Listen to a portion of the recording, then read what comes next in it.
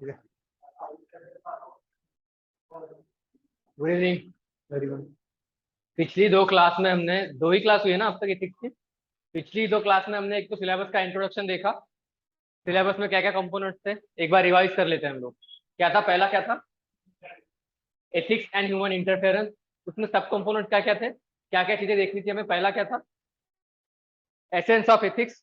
फिर दूसरा था डिटर्मिनेंट्स ऑफ एथिक्स, है ना? याद है? दूसरा था डिटर्मिनेंट्स ऑफ एथिक्स। तीसरा क्या था? डायमेंशंस ऑफ एथिक्स, है ना? फिर और आगे याद है सिलेबस वाला? नोट डाउन किया था?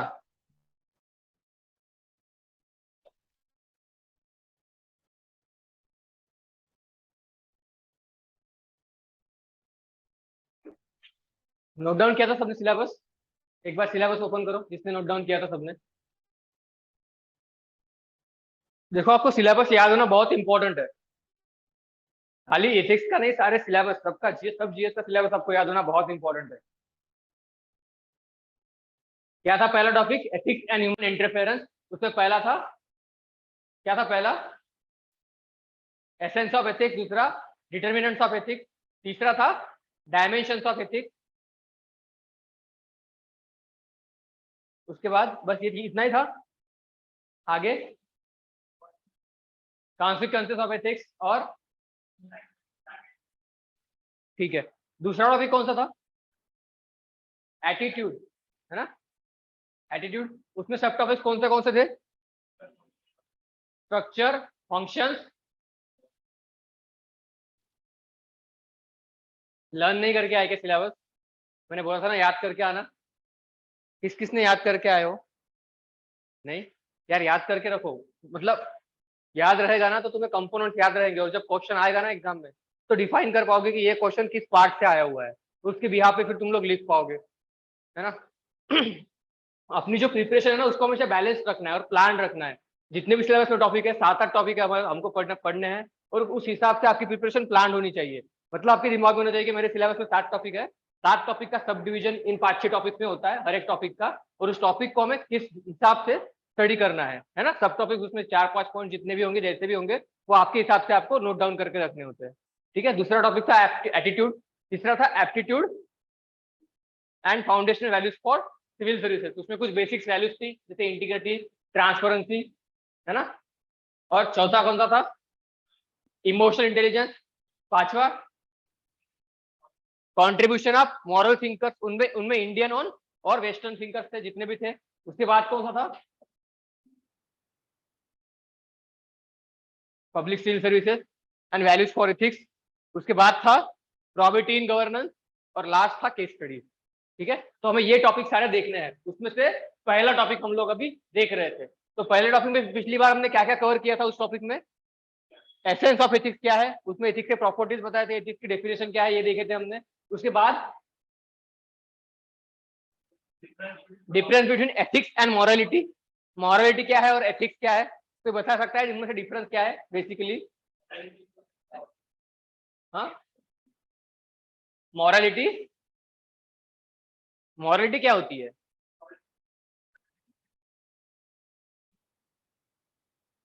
It is a set of principles and values, moral values. उसका सोर्स क्या होता है?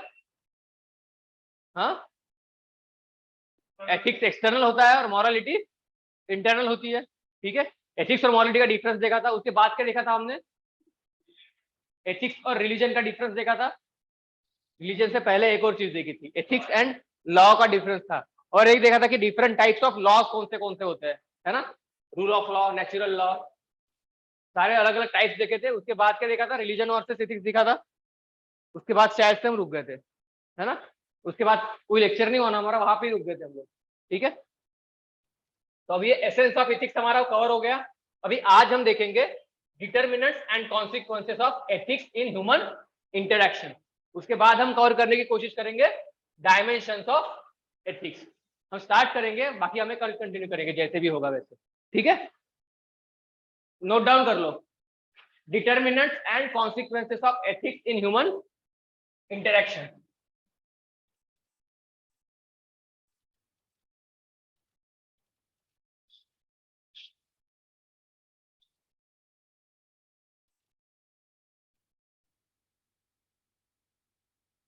तो एथिक्स क्या होता है हमने पिछली क्लास में देखा था, क्या होता है एथिक्स, कैसे डिफाइन करेंगे? सोशल स्ट्रक्चर विच, अगर हमें देखो, हमें ना एक जितने भी टर्म्स है सिलेबस में, उन सारे टर्म्स की एक डेफिनेशन, परफेक्ट डेफिनेशन हमें पता होनी चाहिए, है ना, एक आइडियल फॉर्म में। अगर परफेक्ट नहीं होगी, इम्परफेक्ट भी चलेगी, पर आपके लैंग्वेज में आपको लिख के आना चाहिए कि व्हाट इज एथिक्स। अगर मैं किसी से पूछूंगा कि व्हाट इज एथिक्स, तो आपको बोलते आना चाहिए। तो क्या है एथिक्स, बताइए आप।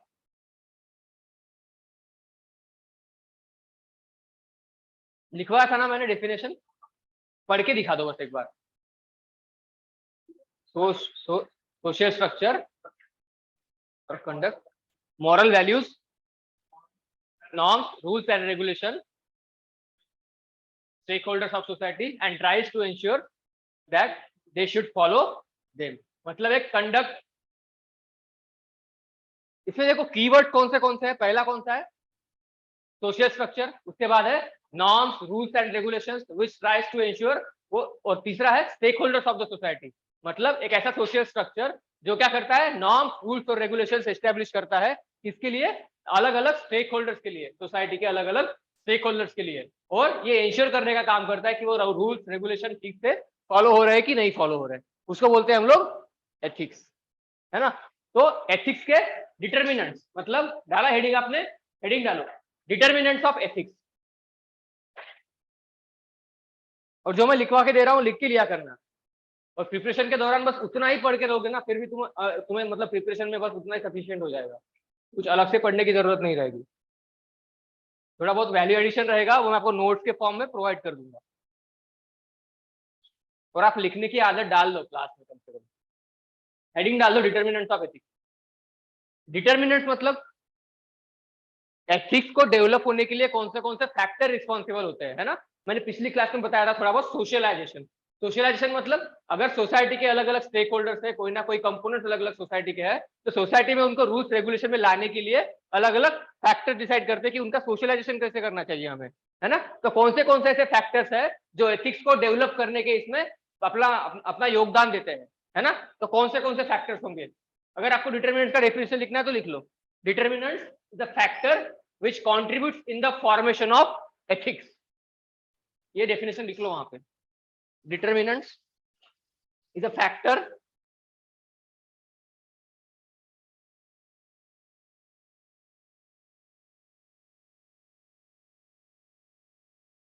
ये रिकॉर्डिंग चल रही है या नहीं चल रही है, चल रही है ना।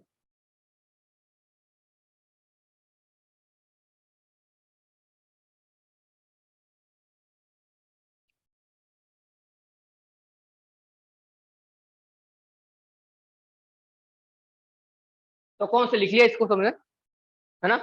कौन से फैक्टर्स है, पैसा पहला है, ये सब फैक्टर्स लिख लो। पहला है पर्सनालिटी,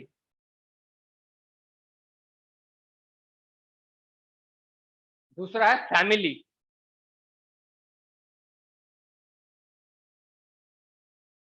तीसरा है पीयर ग्रुप,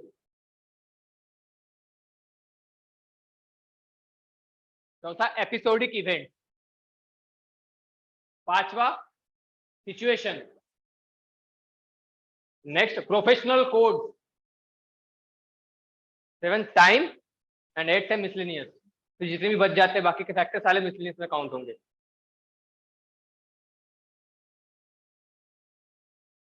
पहला कौन सा है, आपकी खुद की पर्सनालिटी, जो जो भी होगी जैसे भी होगी, है ना। उसके बाद है फैमिली ग्रुप, उसके बाद पीयर ग्रुप, और फिर बाद में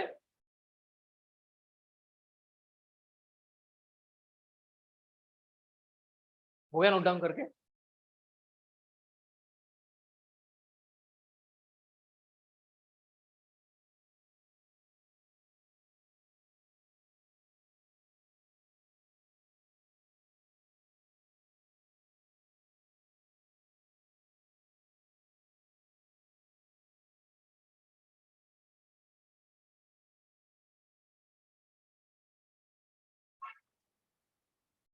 पहला क्या था, पर्सनालिटी।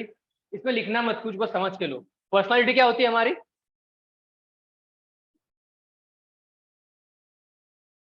बड़ी हाइट है, बॉडी है, इसे पर्सनालिटी कहते हैं क्या हम लोग। पर्सनालिटी क्या होती है, हमारी खुद की कुछ ना कुछ वैल्यूज होती है ना। जैसे फॉर एग्जांपल क्या हो सकती है, कुछ बेसिक बेसिक क्वालिटीज होती है ना हमारी, जो बस खाली हम फॉलो कर सकते हैं, है ना। सबकी अलग अलग होती है, किसी की कुछ 3-4 क्वालिटी अलग होगी, सबकी अलग अलग होगी। जो हमारी पर्सनैलिटी की 3-4 क्वालिटी होती है वो हमारे पर्सनैलिटी में इनबिल्ट होती है, कुछ वैल्यूज होती है, तो वो हमारे एथिक्स को डायरेक्टली इनडायरेक्टली कॉन्ट्रीब्यूट करती है। जैसे फॉर एग्जाम्पल सिग्नल पे रुकना, है ना, ट्रैफिक सिग्नल पे रुकना, कोई कोई रुकता है, कोई कोई नहीं रुकता, तो वो उसकी पर्सनैलिटी हो गई, है ना। ये एग्जाम्पल के फॉर्म में देखा। दूसरा कौन सा था, फैमिली।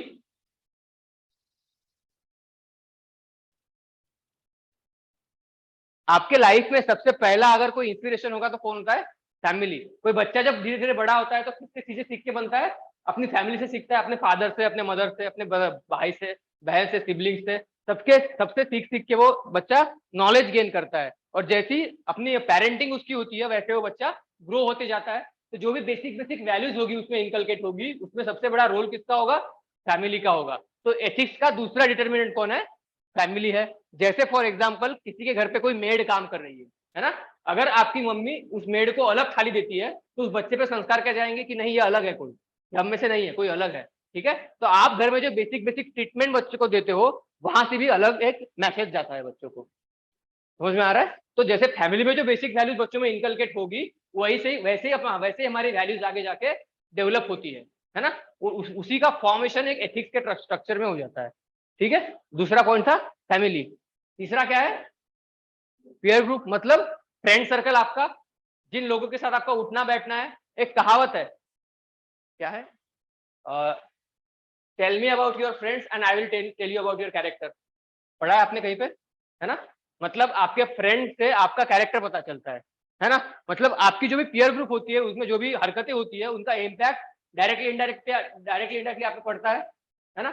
जो भी क्वालिटी डेवलप, जो भी ग्रुप डिस्कशन होता होगा, जैसे for example UPSC civil aspirants का कोई ग्रुप है ना, वहां पे बच्चों ने 3-4 लोगों ने मिलकर हर एक में 2-2 3-3 टॉपिक बांटे हुए हैं। तो उनका जो भी डिस्कशन होगा, उनकी जो भी थॉट प्रोसेस होगी, वो एक दूसरे से मोस्ट प्रोबेबली, मतलब चांसेस ये होता है कि नियर अबाउट सिमिलर ही होगी, है ना।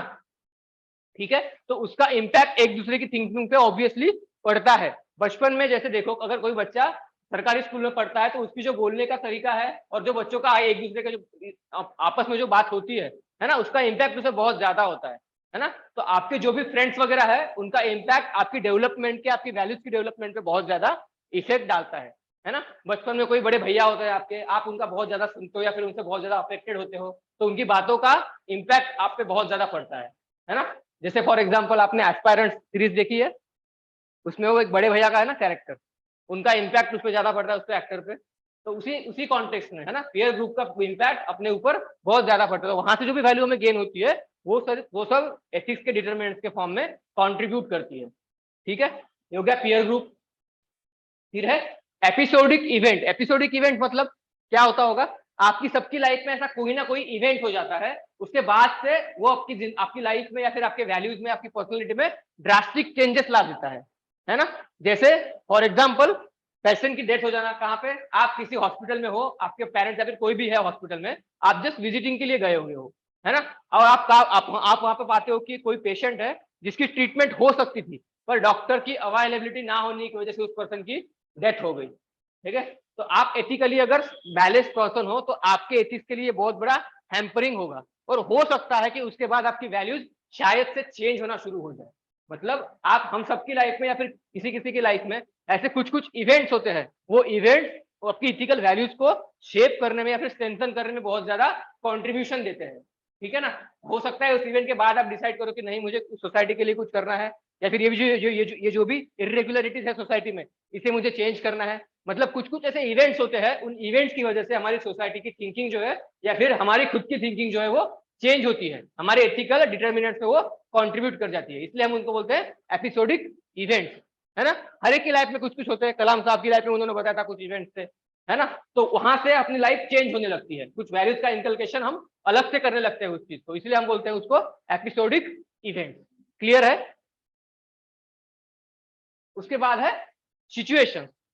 मैंने इससे पहले भी बताया कि सिचुएशन के अकॉर्डिंग हम लोग बिहेव करते हैं।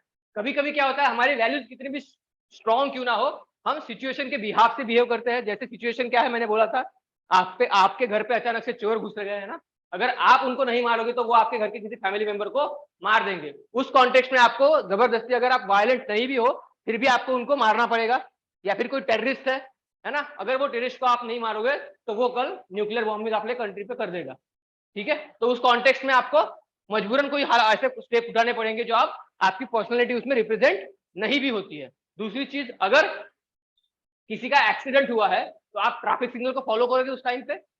नहीं करोगे ना। आप कितने भी एथिकली राइट पर्सन हो, आपकी इंटीग्रिटी कितनी भी ज्यादा है, फिर भी वहां पे आपको एक लाइफ बचानी है ना। ठीक है, तो वहां पे तो आप ट्रैफिक रूल्स फॉलो नहीं करोगे। मतलब सिचुएशंस के अकॉर्डिंग हमारी वैल्यूज, हमारे जो माइंड है वो चेंज होते रहता है, तो वो भी हमारे एथिक्स के डिटर्मिनेंट में कंट्रीब्यूट करती है चीजें। क्लियर है सबको?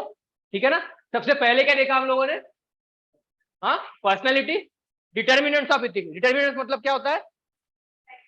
Factors which contribute in the development of ethics, है ना। पहला था पर्सनैलिटी, दूसरा है फैमिली, पीयर ग्रुप, चौथा एपिसोडिक इवेंट, सिचुएशन। ठीक है, उसके बाद है professional codes, ethic codes and customs. मतलब आप सोसाइटी में कुछ ना कुछ कस्टम्स है ना, सोसाइटी में है या फिर किसी इंस्टीट्यूट में बोलो, या फिर जितने भी हमारी ऑर्गेनाइजेशन है ना, सब में कुछ ना कुछ वर्क एथिक्स है, प्रोफेशनल कोड्स है। वो कोड्स को हमें फॉलो करना पड़ता है। ठीक है, जब हम उनको फॉलो करते हैं तो रेगुलरली जब हम किसी चीज को फॉलो करते हैं तो डायरेक्टली इनडायरेक्टली उस चीज में से कोई ना कोई चीजें तो हमारी हैबिट में आ जाती है, तो वो भी किसी ना किसी फॉर्म में हमारी एथिक्स के डिटर्मिनेंट में कॉन्ट्रीब्यूशन देते हैं। ठीक है, प्रोफेशनल कोड्स वगैरह, जैसे कोई कोई एक लड़का है, वो एक एडवोकेट है और अपने फादर की, उसके फादर जस्टिस है, चीफ जस्टिस है वहां पे, और उनके कोर्ट में वो प्रैक्टिस कर रहा है ना। तो अल्टीमेटली क्या हो जाएगा, उसको एक थोड़ा सा एक मतलब कॉन्फिडेंस लेवल तक बढ़ जाएगा ना। ठीक है, तो ये भी मतलब एथिकली उतना ठीक नहीं है, तो इनडायरेक्टली ये भी हमारे एथिकल वैल्यूज में फॉर्मेशन में कंट्रीब्यूट करता है। दूसरा एग्जांपल देखेंगे, अगर किसी का फादर है, यूपीएससी का इंटरव्यू देते हैं ना हम लोग, इंटरव्यू में अगर पैनल में ही आपके फादर बैठे हुए तो आपको एक अलग ही कंफर्ट जोन मिलता है ना, कि आपको लगता है कि नहीं, ये फादर है, अल्टीमेटली मुझे फेल तो नहीं होना है इंटरव्यू में, होऊंगा ही नहीं मैं। ठीक है, तो ये आपका एक कंफर्ट जोन में हो जाता है, तो ये भी आपकी वैल्यू इनकलकेशन में कंट्रीब्यूट करता है। मतलब जितने भी प्रोफेशनल कोड्स होते हैं वो सब चीजें आपकी इसमें कंट्रीब्यूट करती है। तो ये हो गया एक प्रोफेशनल एथिक्स कोड। उसके बाद है टाइम। टाइम मतलब एंशियंट पीरियड की जो भी लॉस थी, जो भी कस्टम थी, जो भी एथिकल वैल्यूज थी, वो आज की एथिकल वैल्यूज से अलग है ना। पहले वुमेन्स को इतना मतलब जितना लिबर्टी अभी है उतना नहीं था। जैसे जैसे सोसाइटी टाइम के साथ चेंज होती गई वैसे वैसे हमारी सोसाइटी थोड़ी थोड़ी लिबरल होती गई है ना। जैसे फॉर एग्जांपल आर्टिकल कौन सा था वो, सेक्शन 377, है ना, पहले एक्सेप्टेबल नहीं था, अभी सुप्रीम कोर्ट ने खुद उसको मंजूरी दी है। एडल्ट्री हो गया, ये सब चीजें हमारी सोसाइटी में पहले अलाउड नहीं थी, पर टाइम के हिसाब से जैसे जैसे हमारी सोसाइटी चेंज होती गई वैसे वैसे हम लोगों ने इन सब चीजों को हमारे हमारे लॉज में इनकलकेट करना शुरू किया। तो मेरे कहने का मतलब है, जैसे जैसे टाइम एंड सिचुएशन चेंज होती है उसके हिसाब से एथिक्स एंड वैल्यूज डिटरमाइन होती रहती है। ठीक है ना, तो अगला कंपोनेंट कौन सा है? टाइम। ठीक है, उसके बाद है मेसलेनियस, मतलब जिस प्लेस से आप सब बिलोंग करते हो, कोई यूपी से है, कोई बिहार से है, कोई महाराष्ट्र से है, जिस भी रीजन से आप लोग बिलोंग करते हो उस रीजन का इम्पैक्ट आप लोगों पे पड़ता रहता है और वो आपकी वैल्यू इनकलकेशन में हेल्प करता रहता है ना। तो ये भी एक हो गया डिटर्मिनेंट एथिक्स का। दूसरा, स्कूल, जिस स्कूल में आप पढ़ते हो, कोई गवर्नमेंट स्कूल में पढ़ता है, कोई प्राइवेट स्कूल में पढ़ता है, तो स्कूल का पर्टिकुलर एक स्कूल का कोई ना कोई कंडक्ट होता है, अलग प्रेयर होती है, अलग डिसिप्लिन होता है ना। तो उसका भी इम्पैक्ट आप लोगों की वैल्यू इनकलकेशन पे पड़ता है, वो भी फैक्टर है किसका? एथिक्स के डिटरमाइन होने के लिए। और आखिरी है रिलीजन। रिलीजन का तो बहुत बड़ा रोल है हमारे डेवलपमेंट पे, वैल्यू डेवलपमेंट में, है ना। बस ये है, देखिए कोई भी रिलीजन बुरा नहीं होता, लोग बुरे होते हैं जो उस रिलीजन को अपने फायदे के लिए बुरा बनाते हैं, बट बेसिकली ह्यूमैनिटी के लिए हर रिलीजन कोई ना कोई अच्छी बात बताता ही है ना। तो रिलीजन भी एक बहुत बड़ा कॉन्ट्रीब्यूटर है हमारे एथिक्स के डिटर्मिनेशन में। तो ये सारी चीजें हो गई कि हमारे एथिक्स के डिटर्मिनेंट्स कौन से हैं। एक बार फिर से रिवाइज कर लेते हैं। पहला क्या था? पर्सनालिटी हमारी खुद की, उसके ऊपर उसके अंदर आप लोग 3-4 पॉइंट्स लिख सकते हो, पर्सनालिटी कैसे डिटरमाइन करती है हमारे एथिक्स के डेवलपमेंट में, लिख सकोगे ना। दूसरा क्या था? फैमिली, उसमें भी लिख सकोगे। तीसरा क्या था? Peer group. चौथा एपिसोडिक इवेंट, पांचवा सिचुएशंस, उसके बाद professional ethics code, code and conduct, अलग अलग रूल्स रेगुलेशन, ठीक है। उसके बाद टाइम, उसके बाद मिसलिनियस मतलब और छोटे छोटे मतलब प्लेसेस, स्कूल, रिलीजन, ये सब सारी चीजें, मतलब जितनी भी बची हुई है आप और भी ऐड कर सकते हो इस चीज में, ठीक है। जैसे बताओ कुछ और क्या हो सकता है जो हम इसमें ऐड कर सकते हैं, जो बच गया हमारा, इनमें से छूट गया, जिनका इम्पैक्ट हम पे पड़ता है और हमारी वैल्यू एडिशन में वो डिटरमाइन करता है एथिक्स को। कॉन्स्टिट्यूशन अलग अलग है, वो भी कंट्रीब्यूट करता है, और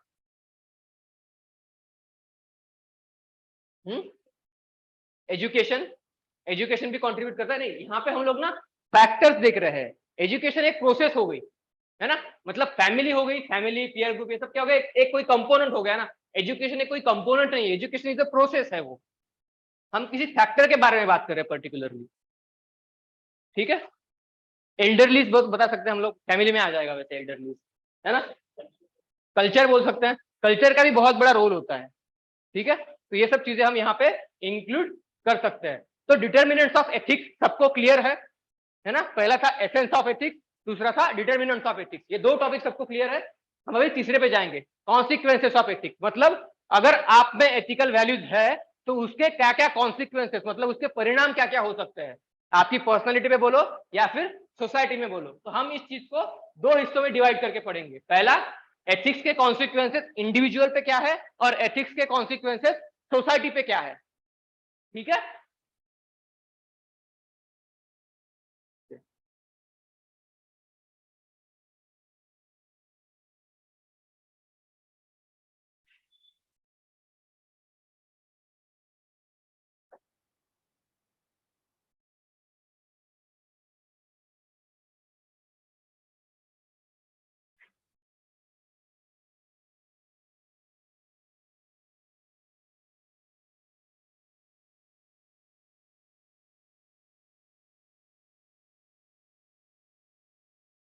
अगला डालो, ये होगा डिटर्मिनेंट्स। अगला डालो, कॉन्सिक्वेंसेस ऑफ एथिक्स, और उसको दो हिस्सों में डिवाइड कर देना, consequences for individual, consequences for society. जैसे हम डिफरेंस बिटवीन लिखते हैं ना दो अलग अलग, उसमें वैसे दो इसमें डिवाइड कर देना।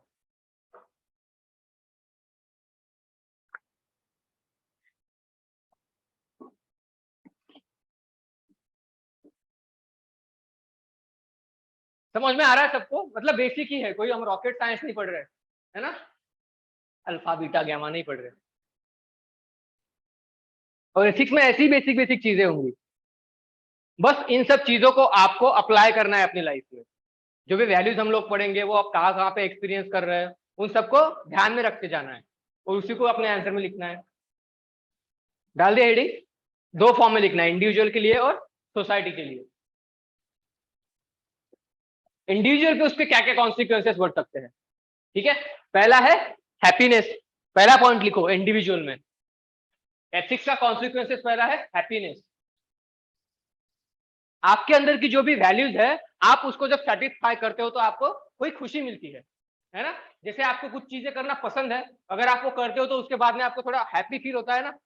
जैसे किसी किसी को कोई बुक पढ़ना पसंद है, तो बुक पढ़ने के बाद आपको थोड़ा सा हैप्पीनेस फील होता है ना। जो बेसिकली वैल्यूज है हमारी, उसको जब हम प्रैक्टिस करते हैं तो उससे हमें पहली चीज से पहला कॉन्सिक्वेंसेस है कि हम खुश होते हैं, है ना। ये चीज हो गई। जैसे फॉर एग्जाम्पल ब्लड डोनेशन, ठीक है। ब्लड डोनेशन से किसी किसी को अच्छा लगता है कि नहीं, मैंने आज इतना कंट्रीब्यूट किया मेरी सोसाइटी के लिए, इससे बहुत लोगों को खुशी भी हो सकती है। ये एग्जांपल है, आप खुश होते हो उस चीज से। ये पहला कॉन्सिक्वेंसेस है एथिक्स का आपके पर्सनालिटी पे या फिर आपके इंडिविजुअल पे। इतना लिख लो बस, हैप्पीनेस। और उसमें एग्जाम्पल आप दे ही सकते हो फिर, है ना। आप सबके एग्जाम्पल उसमें अलग अलग हो सकते हैं। आप होमवर्क में ये कर सकते हो कि जितनी भी चीजें हम लोग पढ़ेंगे उसके आप खुद से एक एक अपने अपने अलग एग्जाम्पल लिख के लाओ, है ना। क्योंकि सबके एग्जाम्पल्स वैरी हो सकते हैं, और यही हमें पढ़ना है, खुद के एक्सपीरियंसेस से लिखना है। देखिए हमारे मार्क्स जो भी है ना, 250 मार्क्स का एग्जाम होता है हमारा, उसमें 90 to 100 या फिर 105 तक मार्क्स कॉमन होते हैं आना।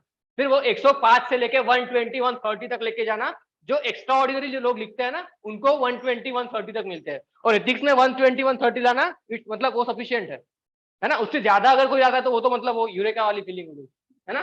पर 120 भी अगर आप ला लो तो वो बहुत बड़ी बात है। तो जो 105 से लेके 120 के बीच का जो वेरिएशन होता है वो किससे आता है? जब आप खुद की चीजें उसमें ऐड करना शुरू करते हो ना, वहां से आपके मार्क्स बढ़ने शुरू होते हैं। मतलब जो घिसे पिटे आंसर्स है उसको तो कॉमन ही मार्क्स मिलेंगे। अगर आपको एज लाना है तो आपको डिफरेंट चीजें करनी पड़ेगी थोड़ी बहुत, ठीक है। और वो कहाँ से आएगी? जो न्यूज़पेपर आप लोग पढ़ते हो, ये जो वैल्यूज हम पढ़ रहे हैं उसको वहां पे नोट डाउन करो, वहां पे कहीं पे मेंशन किया तो वो तभी आप उसकी नोट्स बना लो। ये सब चीजें आपको डेवलपमेंट में लानी है, प्रैक्टिस में लानी है, ठीक है। तो पहला क्या था? हैप्पीनेस, ठीक है।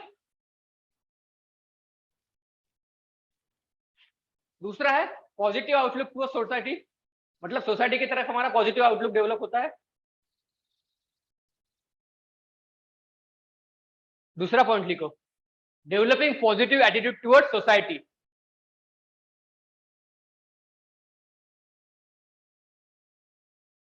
मतलब जो भी पर्सन एथिकली एक्ट करते हैं, एथिकली मतलब जो भी वैल्यूज होती है उनके बिहाफ पे एक्ट करते हैं, उनका एटीट्यूड हमेशा सोसाइटी के लिए पॉजिटिव होता है। वो क्या सोचते हैं कि सोसाइटी का अल्टीमेटली अच्छा ही होना चाहिए, और उसका सोर्स कहां से आता है? एथिकल वैल्यूज से आता है, ठीक है।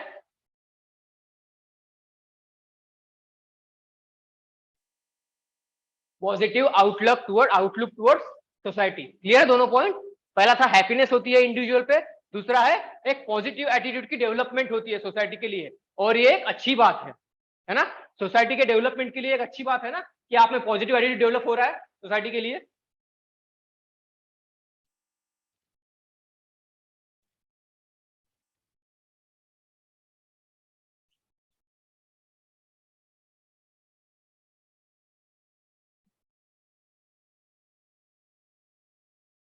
क्या हो रहा है इसको?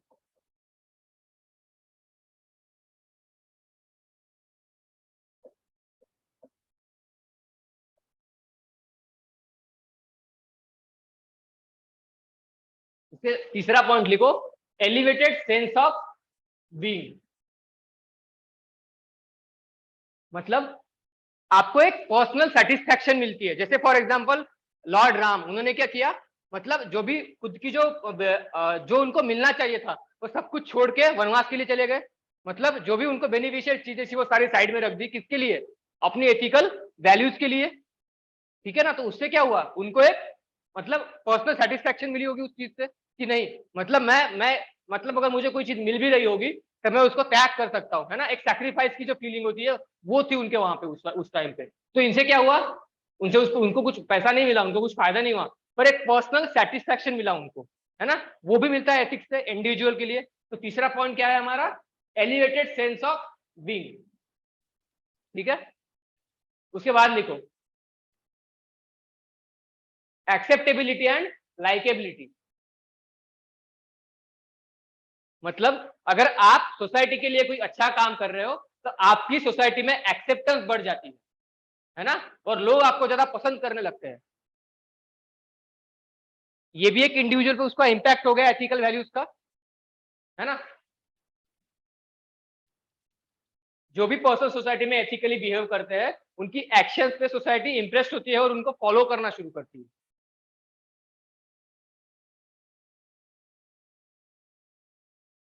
जैसे देश के भावी पंतप्रधान नरेंद्र मोदी जी, उनको काफी लोग फॉलो करते हैं ना। जैसे अभी ये हर घर तिरंगा कैंपेन चल रहा है, काफी लोगों ने उनको फॉलो किया है उस इसमें, ठीक है। तो ये पर्सनालिटी का इम्पैक्ट होता है। लिख लिया आपने ये? कितने पॉइंट हो गए उसमें इंडिविजुअल पे? 4 हो गए ना।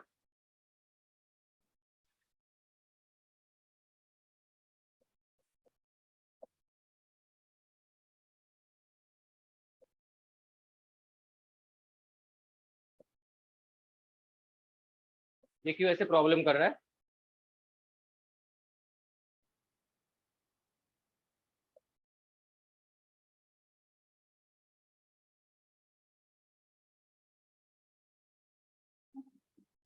Yes, yes.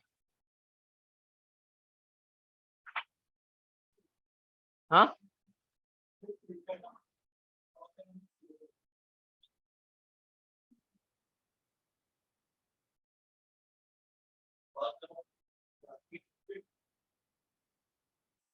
ठीक है।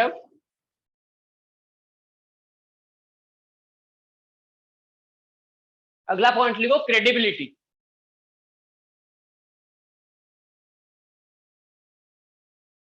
क्रेडिबिलिटी मतलब सोसाइटी आपको फिर रिस्पॉन्ड करती है उस टाइम उस हिसाब से। क्रेडिट का मतलब क्या होता है? क्रेडिट कार्ड पता होगा ना आपको, तो क्रेडिट का मतलब क्या होता है?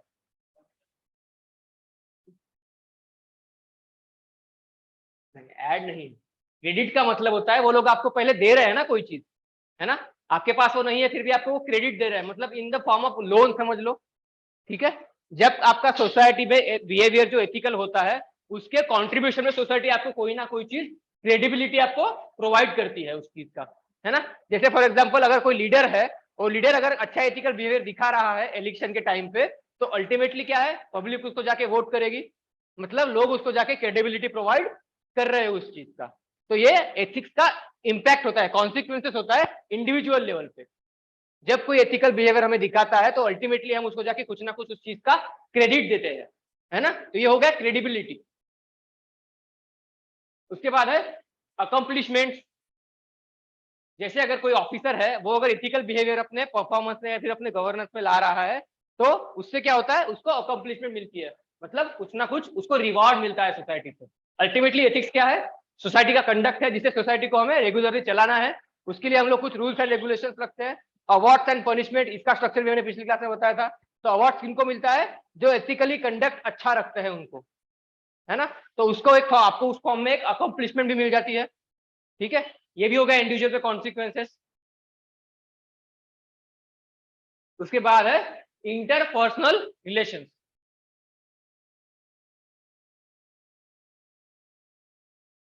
अगर आपके बिहेवियर में अगर एथिकल वैल्यूज का प्रेजेंस है तो अल्टीमेटली आपका एक दूसरे के साथ जो बिहेवियर है वो भी अच्छा रहेगा, आपकी बिहेवियर में पोलाइटनेस रहेगी, है ना, सबका इंक्लूजन रहेगा, आप सबको इक्वली ट्रीट करोगे। ये नहीं कि अगर तू यार छोटी जाति का है तू दूर रहे मैं दूर रहूंगा, ये सब चीजें आप में नहीं होगी अक्सर आपकी ethical values moral values strong होंगे तो।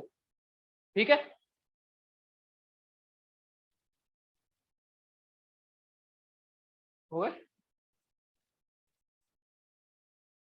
उसके बाद है अगला पॉइंट लिखो, क्या कंट्रीब्यूट करता है एथिक्स, डिसीजन मेकिंग में कंट्रीब्यूट करता है।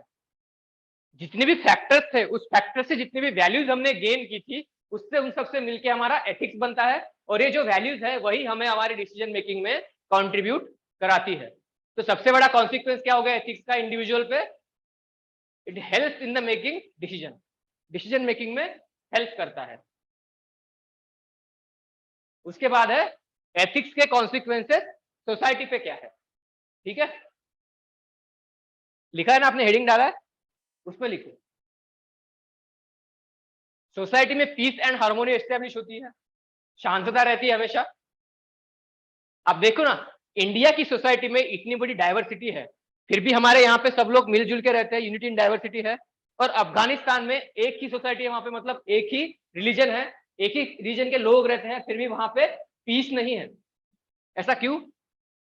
क्योंकि वहां के सोसाइटी के कंट्रीब्यूशन में एथिकल वैल्यूज की कमी है, और हमारे यहाँ पे कंट्रीब्यूशन हमारे कल्चर से ही डेवलपमेंट है एथिकल वैल्यूज का। बच्चा जब यहाँ पे जन्मता है तो उससे वसुधैव कुटुंबकम पढ़ाया जाता है, मतलब सब समान है हमारे लिए, है ना। और हमारी जो गवर्नमेंट है उनकी भी फॉरेन पॉलिसी में यही हमें चीजें दिखती है। ठीक है, तो पहला है पीस एंड हार्मोनी का एस्टेब्लिशमेंट होता है सोसाइटी में, किसकी वजह से, एथिकल वैल्यूज की वजह से। तो पहला कॉन्सिक्वेंसेस हो गया सोसाइटी पे कौन सा, पीस एंड हार्मोनी। एक बार इंडिविजुअल की सारी चीजें हम लोग रिवीजन कर लेते हैं। पहला क्या था इंडिविजुअल में, हैप्पीनेस, दूसरा पॉजिटिव एटीट्यूड टुवर्ड्स सोसाइटी, तीसरा हाँ ठीक है, अगला एक्सेसिबिलिटी एंड लाइकेबिलिटी। इसका मतलब समझ गया सबको, किसी को डाउट है? अगला क्रेडिबिलिटी, क्रेडिट का मतलब समझ गया ना, सोसाइटी आपको कुछ ना कुछ उसका रिवॉर्ड देती है, कोई ना कोई क्रेडिट देती है जब आप अच्छा एथिकल बिहेवियर उनमें प्रेजेंट करते हो तब। उसके अगला कौन सा है, अकम्प्लिशमेंट, कोई ना कोई रिवॉर्ड मिलता है आपको। ठीक है, उसके बाद इंटरपर्सनल रिलेशनशिप, आपका जो भी इंटरपर्सनल रिलेशनशिप होगा फ्रेंड का, है ना, पार्टनर का जो भी है, वो इंप्रूव होता है जब आप एथिकल वैल्यूज को फॉलो करते हो या फिर उनका इंप्लीमेंटेशन अपनी पर्सनल लाइफ में करते हो तब। अगला डिसीजन मेकिंग, सबसे बड़ा फायदा यही है डिसीजन मेकिंग में। फिर हम देख रहे हैं consequences of ethics on the society. पहला क्या है? Peace and harmony. जैसे इसमें और एक देखेंगे कि अगर हमारा हमारी इंडियन गवर्नमेंट अगर एथिकल वैल्यूज को फॉलो कर रही है हमारे इंटरनेशनल रिलेशनशिप में, और चाइना की गवर्नमेंट हमारे इसमें हमेशा कुछ ना कुछ अनबन होती रहती है, तो अगर हम एक normal code of conduct, code of ethics को फॉलो करेंगे फॉरेन पॉलिसी में, तो अल्टीमेटली कि हमारे जो नेबर्स है, हमारे फ्रेंड्स है आजू बाजू के, उनसे हमारी रिलेशनशिप अच्छी रहेगी। पर ऐसा होता नहीं है ना।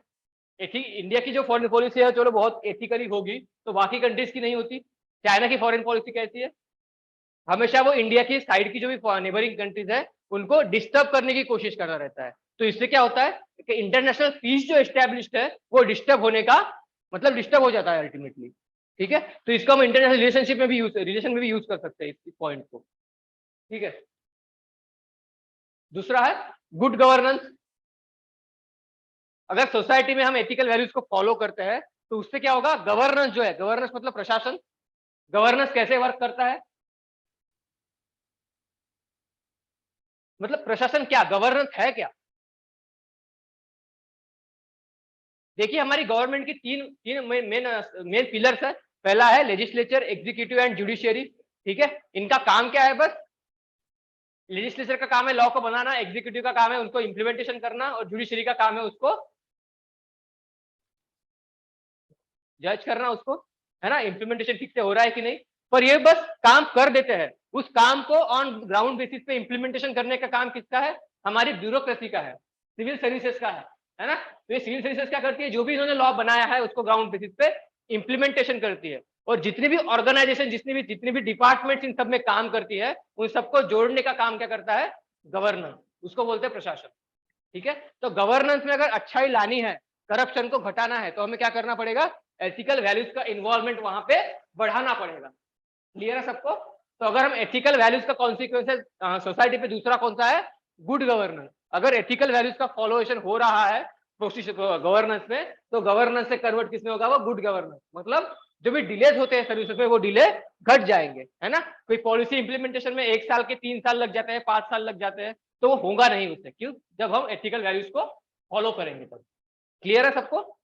ठीक है, यहाँ पे एग्जांपल दिया हुआ है, आप बाद में भी पढ़ सकते हो कि किरण बेदी जब मतलब जेलर बनी थी, तो उन्होंने काफी अच्छे अच्छे रिफॉर्म वहां पे इंप्लीमेंट किया था, है ना। और हमारी जो जेल, उसको क्या बोलते हैं, जेल वाली जो सिस्टम है हमारी, उसमें काफी सारे रिफॉर्म्स की जरूरत बहुत ज्यादा है। ठीक है ना, क्योंकि अंडर ट्रायल जो भी कैदी है वहां पे उनकी संख्या बहुत ज्यादा है ना। तो वहां पे रिफॉर्म्स की बहुत ज्यादा जरूरत है। अगला है जस्टिस एंड इंक्लूजन। मतलब समाज के काफी ऐसे फैक्टर्स है जो जस्टिस के दायरे में नहीं आते।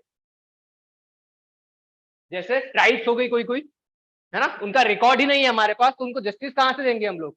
जस्टिस मतलब जो बेसिक फैसिलिटी हम लोग नॉर्मल लोगों को प्रोवाइड कर पा रहे हैं, क्या वो बेसिक फैसिलिटी, बेसिक कम्युनिटीज हम लोग उन लोगों को प्रोवाइड कर पा रहे हैं? मतलब उनके साथ जस्टिस हम कर नहीं पा रहे हैं। फॉर एग्जाम्पल, जो भी इंफ्रास्ट्रक्चर महाराष्ट्र, गुजरात, तमिलनाडु इन स्टेट में डेवलप है, क्या वही इंफ्रास्ट्रक्चर नॉर्थ ईस्ट की या फिर हिमालयन स्टेट में डेवलप है? नहीं है ना। इसका मतलब उनके साथ जस्टिस नहीं हो रहा है। ठीक है, तो जब हम इन वैल्यूज को इनकलकेशन में लाएंगे, तो हम लोग सोसाइटी में वेल बैलेंस्ड जस्टिस प्रोवाइड कर पाएंगे। तो ये अगला कॉन्सिक्वेंसेस है एथिक्स का। पहला क्या था? पीस एंड हार्मोनी एस्टेब्लिश होगी, स्टेट लेवल पे और इंटरनेशनल लेवल पे भी, और इंडिविजुअल लेवल पे भी, सोसाइटी पे। दूसरा क्या था? गुड गवर्नेंस होगा। तीसरा क्या है? Justice and inclusion. इंक्लूजन मतलब जिन जिन के पास भी जस्टिस नहीं है उनका इंक्लूजन होगा, मतलब वो भी इंक्लूड होंगे जस्टिस की कतार में। ठीक है ना। अगला पॉइंट लिखो, equitable and inclusive development.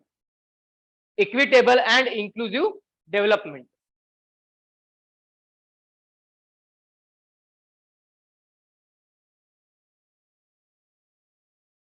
Equitable and inclusive मतलब, इक्विटेबल मतलब सबको इक्वल होगी, जो भी डेवलपमेंट होगी वो सबके लिए इक्वल होगी। डेवलपमेंट मतलब एक तो होता है ग्रोथ, एक होती है डेवलपमेंट। तो ग्रोथ और डेवलपमेंट में क्या फर्क है, मैंने इकोनॉमी में बताया था आपको, है ना। ग्रोथ मतलब बस क्वालिटी बढ़ाना, सॉरी क्वांटिटी बढ़ना, 1 के 2, 2 से 5, 5 के 15 होना, है ना।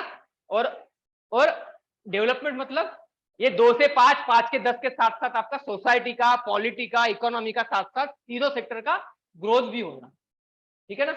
इनको बोलते हैं हम लोग डेवलपमेंट। खाली बढ़ नहीं रही है क्वांटिटी, वहां पे क्वालिटी भी होती है चीजों में, है ना। तो उसको बोलते हैं डेवलपमेंट। और equitable and inclusive development. Equitable मतलब जो भी 28 स्टेट्स है हमारी, सब में इक्वली डेवलपमेंट होगी, है ना। अभी कैसा है, कोई स्टेट बहुत ज्यादा डेवलप है, कोई स्टेट बहुत ज्यादा बैकवर्ड है। तो यहाँ पे क्या बोल रहे हैं, अगर एथिकल वैल्यूज का इंकल्केशन होगा तो उसका सोसाइटी पे क्या इंपैक्ट होगा, कि जो डेवलपमेंट है वो सबकी इक्वली होगी, ठीक है। उसके बाद इंक्लूसिव होगी, मतलब जो भी फैक्टर्स अब तक उन बेनिफिट से मतलब उनको फायदा नहीं हो रहा था, उनको भी फायदा होगा, उनका भी इंक्लूजन होगा उस डेवलपमेंट में।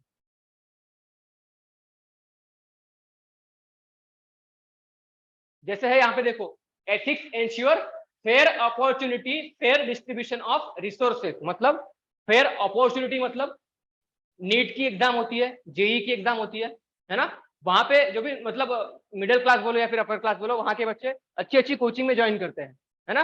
और जो भी बीपीएल के लोग होते हैं उनके पास तो उतनी फी नहीं होती। तो कंपटीशन जो होगा, क्या वो बराबरी का होगा? वहां पे नहीं होगा ना, ठीक है। वहां पे वेरिएशन होगा।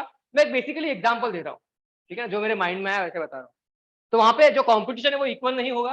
मैंने कहाँ से लिया ये, हाँ, अपॉर्चुनिटी सबको फेयर नहीं मिलेगी ना। इनको एक अलग ही फायदा मिल रहा है, इनको वो उतना फायदा नहीं मिल रहा है, मतलब फेयर अपॉर्चुनिटी नहीं है, ठीक है। दूसरी चीज है fair distribution of resources. Resources मतलब जो भी संसाधन है गवर्नमेंट के, जो भी रिसोर्सेज है उनका फेयर डिस्ट्रीब्यूशन नहीं होता। तो वो सब करने में भी इनका कॉन्ट्रीब्यूशन एथिक्स का रहता है। और अनएथिकल बिहेवियर जैसे camps, melt down, labour explosion, ये सब भी कम होंगे अगर हम अपना गवर्नेंस में एथिकल नॉर्म्स का इंक्लूजन करते हैं तो। क्लियर हो रहा है सबको? समझ में आ रहा है ना? किसी को डाउट है कोई अब यहां तक जो हमने पढ़ा उसमें? नहीं ना? क्लियर है? सूरज ठीक है, कुणाल अगला लिखो, sustainable development for future generation. अगला लिखो, sustainable development for future generation. मैंने अभी बताया आपको कि डेवलपमेंट क्या होती है, और सस्टेनेबल डेवलपमेंट मतलब सस्टेन करना, मतलब किसी लंबे ड्यूरेशन तक डेवलपमेंट का होते रहना, ठीक है। उसको बोलते हैं हम लोग सस्टेनेबल डेवलपमेंट। मतलब डेवलपमेंट खाली 5 साल नहीं हुई, 30 हो गए, 40 साल हो गए, वो डेवलपमेंट की प्रोसेस कंटिन्यू हो ही रही है। वो कैसे होगी? डेवलपमेंट सस्टेनेबल कैसे होगी? रिसोर्सेस को जितना चाहिए उतना ही यूज करना पड़ेगा हमें, ठीक है। क्योंकि अगर हम कल की जनरेशन के रिसोर्सेस आज यूज कर लेंगे तो उनको क्या बचेगा फिर। और जो डेवलपमेंट है वो सस्टेन नहीं कर पाएगी, मतलब लंबी देर तक नहीं चल पाएगी, है ना। तो डेवलपमेंट कैसी होनी चाहिए? सस्टेनेबल होनी चाहिए। और जब हम एथिकल वैल्यूज को अपने इसमें इंक्लूजन में लाएंगे तो सोसाइटी क्या, उसका फायदा क्या होगा? जो भी डेवलपमेंट है वो फ्यूचर जनरेशन के लिए भी अवेलेबल होगी। तो ये हो रहा है एथिक्स के कॉन्सिक्वेंसेस सोसाइटी के ऊपर।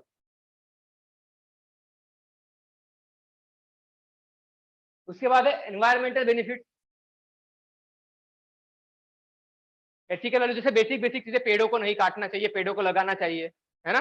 अल्टीमेटली इससे एनवायरमेंट में बेनिफिट होगा कुछ ना कुछ चीजें, ठीक है। तो अगला पॉइंट लिखना एनवायरमेंटल बेनिफिट। जैसे पानी का गैर इस्तेमाल नहीं करना, वेस्टिंग वाटर, ये सब कम करना है। उसके बाद इलेक्ट्रिसिटी को बचाना है, जब क्लास में कोई नहीं था तो लाइट फैन ऑफ रखना। ये सब बेसिक बेसिक चीजें हैं, इससे हम अल्टीमेटली एनवायरमेंट पे कंट्रीब्यूशन दे रहे हैं हमारा। और ये कहाँ से आता है? आपकी बेसिक वैल्यूज से आता है ना। क्लास में कोई बैठा हुआ नहीं है, चलो मैं फैन बंद कर देता हूँ। ये हमारी बेसिक इंस्टिंक्ट होगी ना, आपकी पर्सनैलिटी होगी। या फिर किसी किसी की पर्सनैलिटी होगी, नहीं कोई नहीं है तो मैं सारे फैन ऑन करूंगा, है ना। तो ये क्या हो रहा है? ये उल्टा है।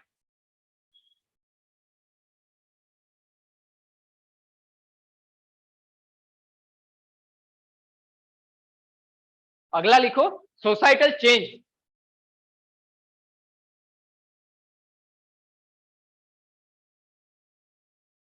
एथिक्स क्या करता है?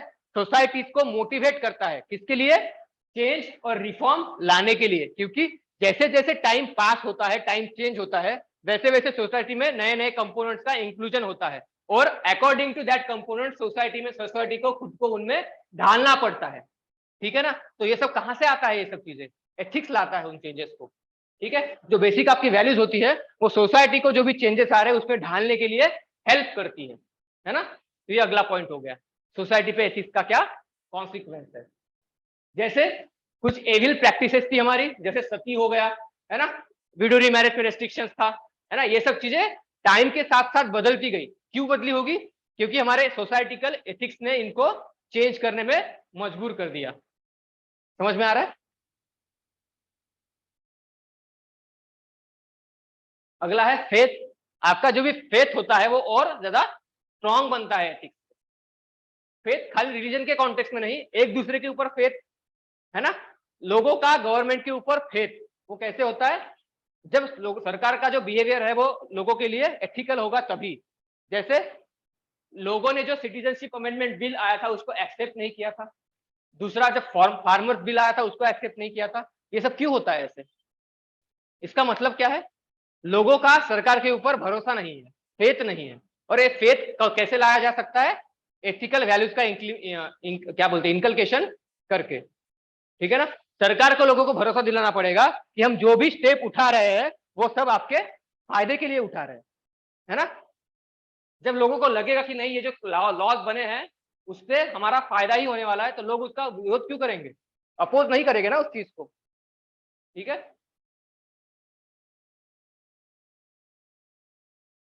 और वही है, मैं जैसे बताया कि हर रिलीजन बुरा नहीं होता, रिलीजन हमेशा लोगों के वेलफेयर के लिए बनाया जाता है। ठीक है। तो जब हम एथिक्स को फॉलो करते हैं तो रिलीजन की जो बेसिक बेसिक कंपोनेंट्स है उसकी जो अच्छी बातें हैं वो हमेशा मेंटेन होती रहती है और वो भी रिफॉर्म होती रहती है। ठीक है।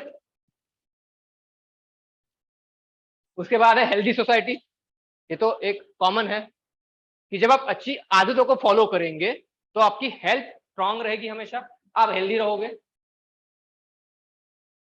और एक हेल्दी इंडिविजुअल ही है एक हेल्दी नेशन को बना सकता है ना।